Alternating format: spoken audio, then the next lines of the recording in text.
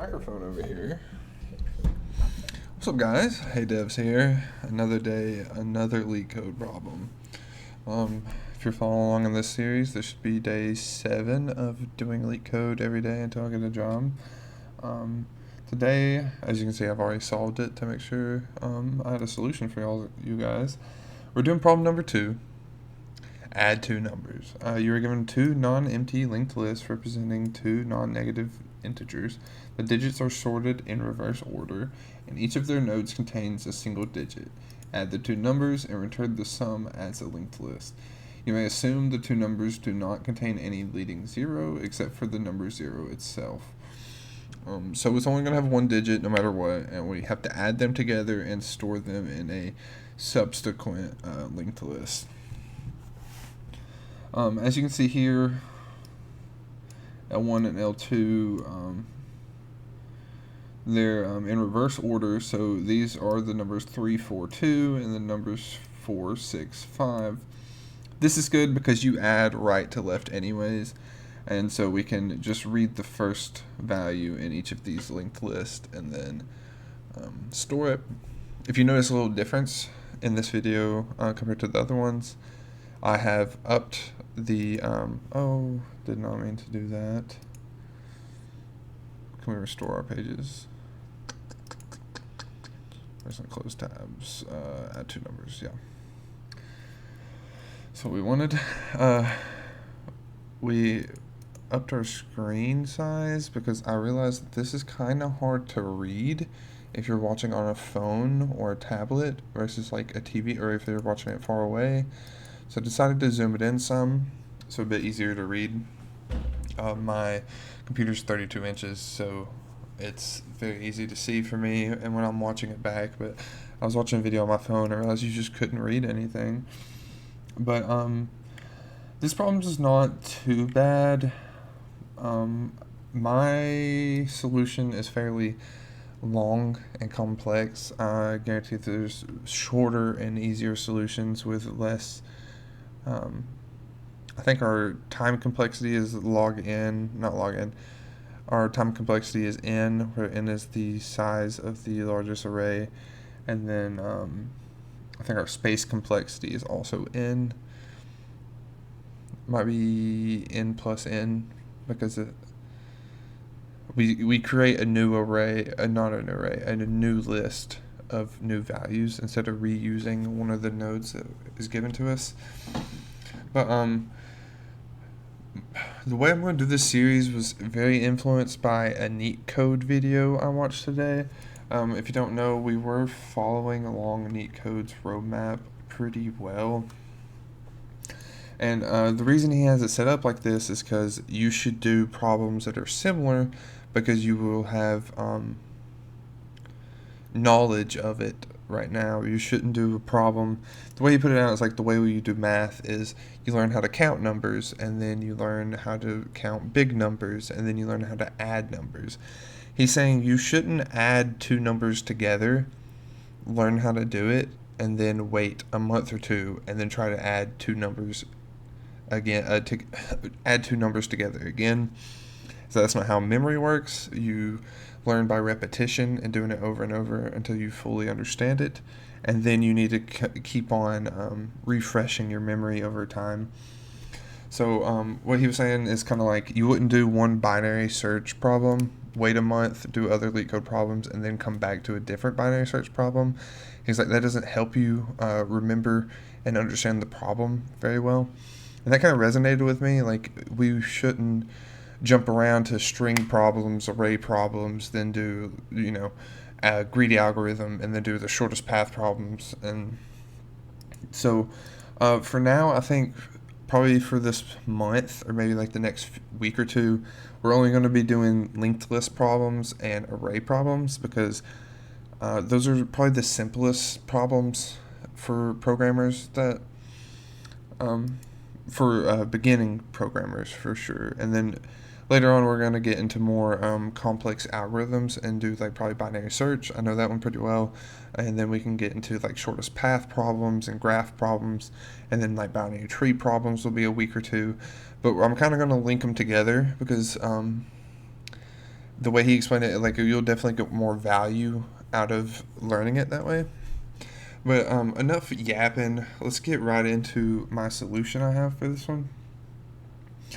So, given the two lists, we want to add them and store them in another list, right? Um, in this example, you add 0 and 0, you return a 0.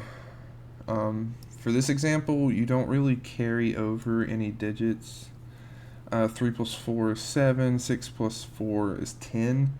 So we want to store the 0 and then add 1 to the next two values we add together. So my solution for this is we want a boolean called add1. I'm going to set that equal to false. And then we need list nodes, kind of similar to the combined sorted list problem that we did yesterday.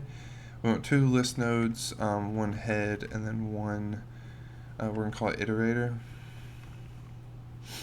And then we want to set head equal to iterator, and then set them both equal to a dummy list node. And we want a new object list node. And then we want to return the head dot next.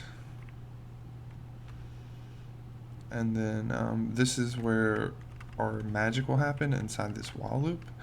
And we want to loop over this while loop. Oh, sorry, excuse me. While list, while L1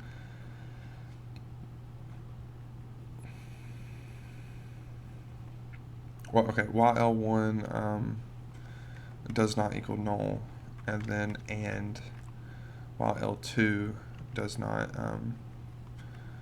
equal null. So what this is going to do is for this regarding example 3, they are not the same size list. So this loop will only loop for the first 4 values in both of them. And then we're going to break out and see if L1 is equal to null. And then see if L2 is equal to null. And then we're going to call an add1 function we're going to write, and then we're going to pass it the opposite, we're going to pass it the list that's not null, right?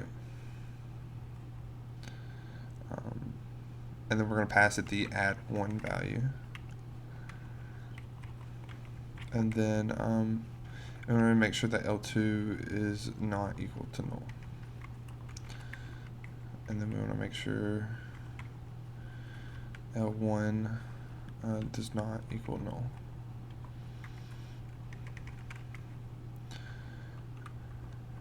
And we'll implement this function kind of later when I kind of explain my solution to this problem. And then we'll return the head dot next. So in order to increment over both of these, we want to set both of these equal to their next values for each loop. Then we do L2 is equal to L2.next. And then we want to have an int temp variable, and this is going to store the addition itself. So L1.value plus L2.value. And then once we have that value, we want to make sure that add1 is false. So if add1 is true, that means we had a carryover. That would be like if you add 7 and 7, it would be 14. We want to make sure the next addition we have adds 1 to it, so we'll do temp plus plus. Kind of in example 1, when you add 4 and 6, it's 10. We want to store the 0 because 3 and 4 does not equal 8, and we want to make sure to add 1 to the 8 if add 1 equals 0, if that kind of makes sense. So then we want to check if temp is greater than 9. Then that means it is bigger than 1 digit. We want temp to be equal to temp mod 10. and then we want to set add 1 equal to true, because we want to add 1 to the next value. We increment, and then else we want to set add 1 equal to false. And then after all of this, we want to set temp dot next equal to a new list node. So this statement right here is building our list, and we want to add the temp variable inside of it, and then we want to check the next, or we want to add the next temp, or we want to add the next value in the list into our temp list. If you remember, head is the head of our new list that we are building, and the first node in it is null. It doesn't really matter to us, so we want to return the next value, because this is the statement that actually adds the numbers that are added together. So that is the basic logic for. Let me comment these out. That's the basic logic for two lists that are the same size. So it should give us the correct solution for example 1. Cross your fingers. Oh, I called it temp. It's iterator. And then iterator is equal to iterator.next. Yeah, that should be correct now. Yeah. So you can see in case 1, since they're the same size, we get the expected output array. And then for case 2, since they're the same size, we also get the same expected output array. But case 3 is not the same, because we don't take into the fact that they're not the same size, and that's what the two if statements down here are going to handle. But it does return the correct values for these 4. So we're going to add a helper function in this class, and we're going to add it. It's going to be public. We want to return a list node pointing to the first node in the rest of the list, and we're just going to name it add1, and then we're going to have a list node named L, and then we're going to have a boolean named add1. Right? It's going to have the same structure. We're going to have a list node head and iterator, and then we want head to be equal to iterator, and then we want that to be equal to a new list node, and then we want to return the head.next, and then our while loop is very similar. It's basically the same as the first one we wrote, except it gets rid of one of these statements and it just checks the list we passed to it, right? So while L does not equal null, yeah, we want to increment L, so L is equal to L.next, and we want to check if add, or we want to create our temp variable. So int temp is equal to L.val, and then if add1, we want to increment temp, and then we need to check to see if temp is greater than 0. So if temp not greater than 9,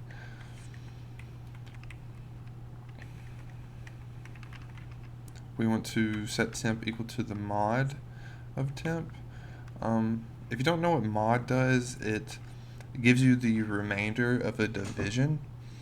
So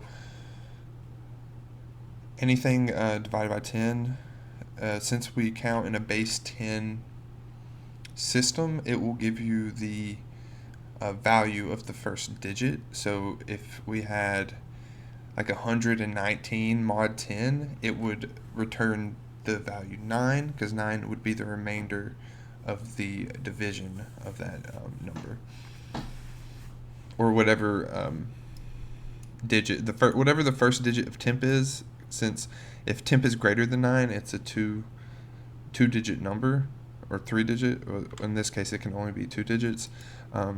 temp mod 10 will return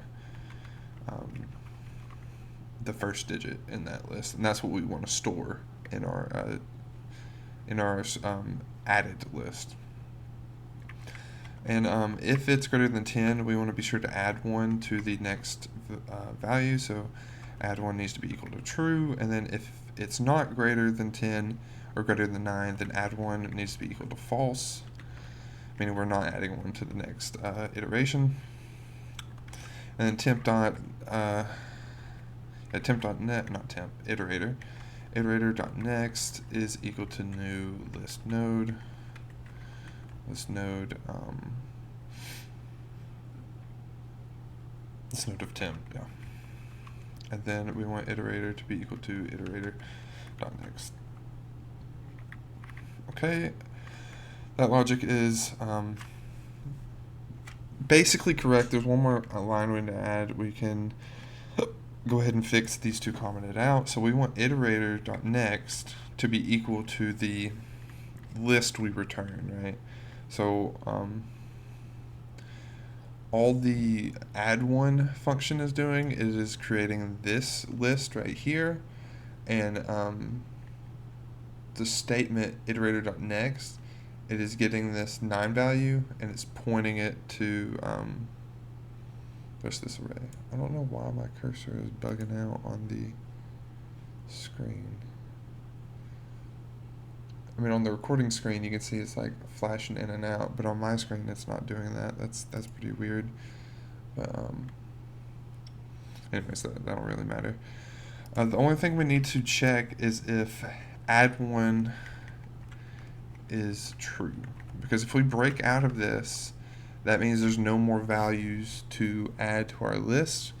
And if add1 is true, then we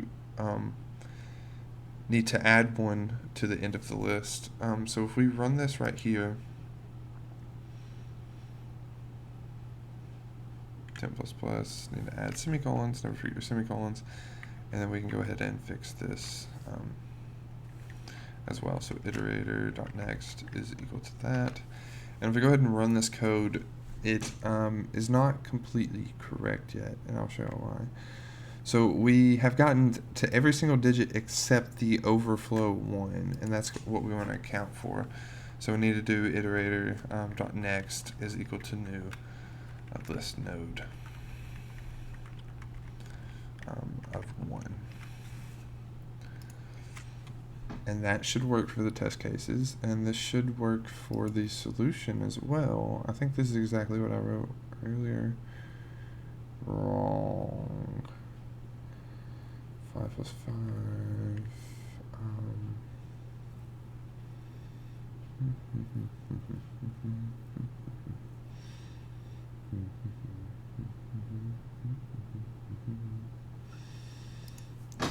Okay, down here we can check add1 again. So if add1, then we need to return, not return, we want iterator.next equal to new list node of 1.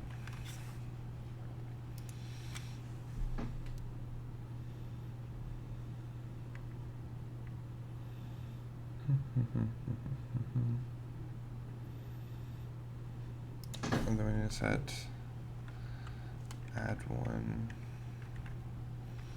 equal to false in these statements.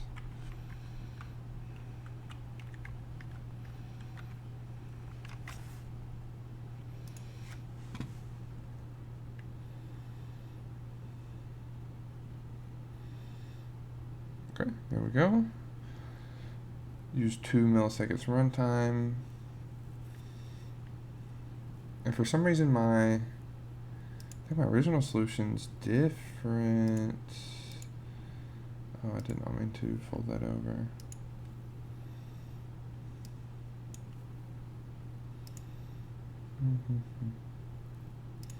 Yeah, submissions, that's what we wanted to see. Yeah, so mine worked for, what was the only difference? So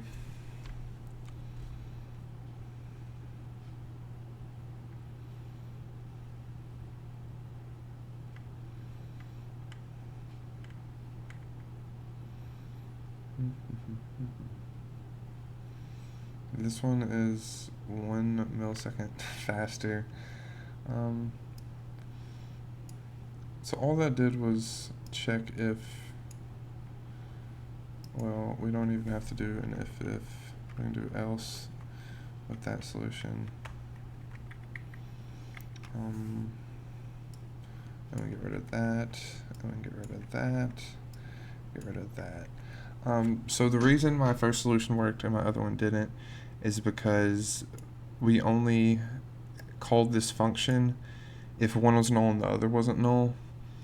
And what this is doing is, even if one of them null, if both of them are null, it goes inside to add one. Add one only runs if the list is not null, and then since the list passed to it is already null, it then checks add one, and add one is true, so it would go ahead and add the leading one.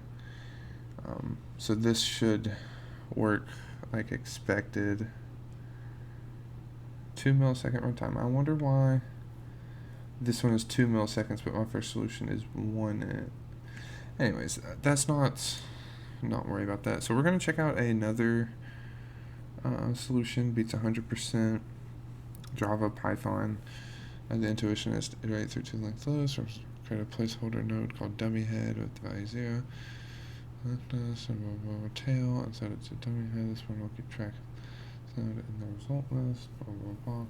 We'll just go ahead and check out the code.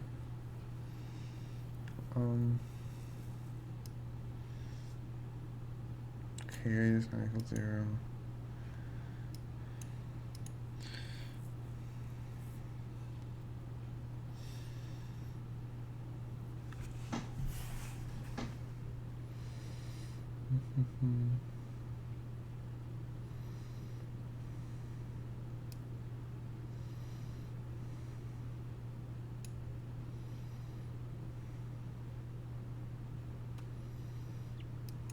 Okay, so his is kind of shorter and sweeter because his one while loop loops over one of the arrays for sure, but he does, I don't know if, yeah. So his is more concise, ours is broken up. We solved for both lists, and then we check if both nodes. If one of them is null, then we go ahead and add the rest of them. He uses a carry digit, which is always 1. It's never going to be more than 1 instead of our Boolean statement. But it just makes it more concise and shorts it into one node. I think our solutions are similar.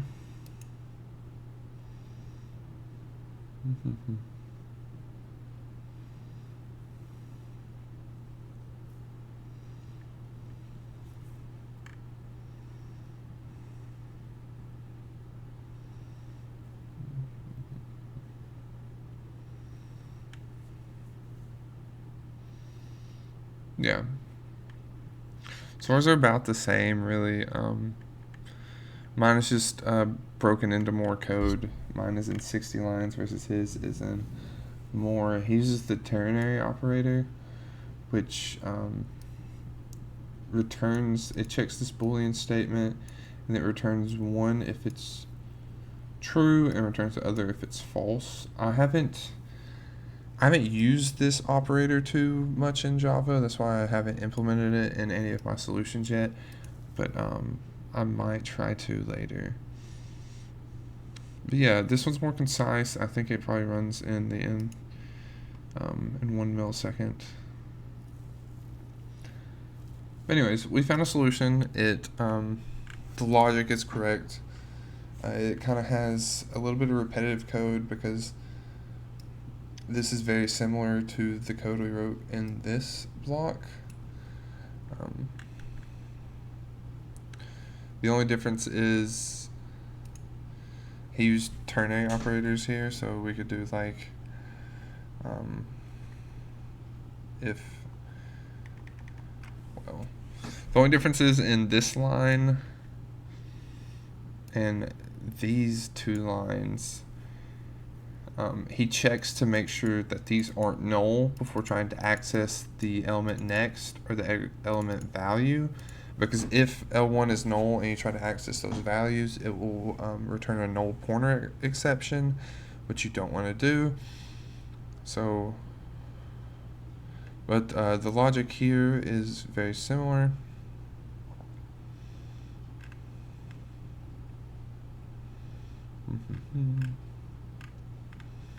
And he kind of just like shrunk this code into 2 lines. Yeah, I'm happy with the solution. Definitely could be more concise, like the solutions tab. I might try to go ahead and implement that later. But I think this is gonna be all for today's video. I think it's already been almost 20-25 minutes of recording for this one problem. But I hope you all have a great day. I hope you have a great night. Y'all stay blessed. I'll see y'all in the next video. And I'm about to go hit the hay. Not hit the hay. I'm going to clean up some before my girlfriend gets here in like 20 minutes. And probably take a shower. But I've got school tomorrow. So I'm going to have to deal with that. And thank y'all for 30 subscribers now. I think we're at... Let me go ahead and check out the YouTube channel.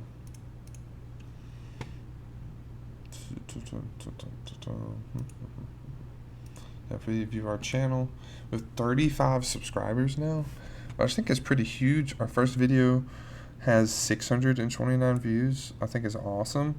I know our analytics, you can use the look at the analytics tab. We can see that each video's watch time isn't very high, but I know I'm not very engaging and the explanations aren't really that well. Like, this isn't a how-to course. This is a I'm doing it, you watch me do it course almost. But I feel like over time I'm getting better at explaining the problems. I've kind of changed up the way I record. Like the first two or 3 days, I've kind of just recorded me try to solve these problems, and then the last 3 or 4 days I made sure I had a solution and understood my solution before I programmed it again and recorded it. That way it's a bit more, the video flows together more for sure. I did add a little drawy thing, so I can kind of illustrate my solutions a bit better. So I could, like, draw a linked list and explain what I'm doing a bit easier than trying to explain it with words. So you're gonna have a little bit of visuals and during it. So I thought that was pretty cool. And then I also upped the zoom so you are able to read the code easier if you're watching on a mobile phone or anything like that. There's a few little niche changes. But I'm for sure done this time. Y'all stay blessed. I will see you on the next video. Hey Devs is out. Bye.